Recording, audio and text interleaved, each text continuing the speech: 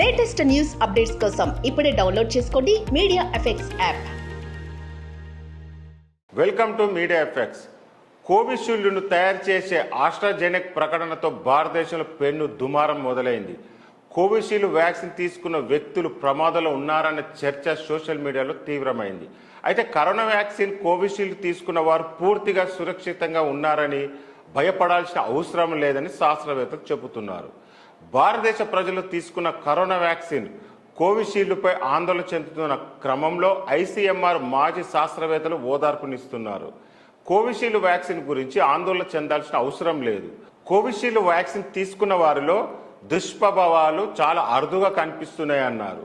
Vaccine తీసుకున్న వారు భయపడాల్సిన అవసరం లేదని, ఎలాంటి ఆందోళనకు గురి కావాల్సిన అవసరం లేదని ఐసీఎంఆర్ మాజీ శాస్త్రవేత్త డాక్టర్ రమన్ గంగా టెడ్కర్ స్పష్టం చేశారు.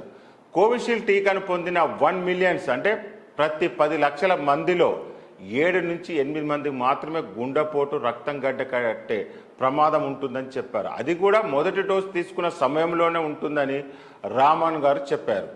తర్వాత డోసుల సమయానికి ఆ రిస్క్ పూర్తిగా తగ్గుతుందని, ఏమైనా దుష్ప్రభావాలు చూపిస్తే అది మొదటి 2 నుంచి 3 నెలల్లో జరుగుతుందని స్పష్టం చేశారు. భారతదేశంలో దాదాపు 90% మంది ప్రజలు కోవిషీల్డ్తో టీకాలు వేశారు. కానీ దాని దుష్ప్రభావాలు చాలా తక్కువ సందర్భాలు మాత్రమే కనిపించాయి. అవి కూడా సాధారణ చికిత్సతో నయమయ్యాయి. 2.5 ఏళ్ల తర్వాత వ్యాక్సిన్తో దుష్ప్రభావాలు వచ్చే ప్రమాదం లేదని, దీనిపై అనవసరంగా భయపడాల్సిన అవసరం లేదని స్పష్టం చేశారు. బ్రిటన్లో జరిగిన కేసుకు సంబంధించిన వార్తలు మీడియాలో రావడంతో భారత్లోనూ కొంత భయం నెలకొంది. దీనిపై ఐసీఎంఆర్ మాజీ శాస్త్రవేత్త ప్రశ్నించగా ఆయన ఖండించారు. ఏ వ్యాక్సిన్ తీసుకున్నా కొన్ని సైడ్ ఎఫెక్ట్స్ ఉంటాయని, అయితే అవి కాలక్రమేణా మాయమవుతాయని చెప్పారు. ఇప్పుడు భారతదేశం మొత్తం కరోనా నుండి సురక్షితంగా ఉందని, కొత్త వ్యాక్సిన్ ప్రవేశపెట్టాల్సిన అవసరం లేదని శాస్త్రవేత్తలు స్పష్టం చేశారు.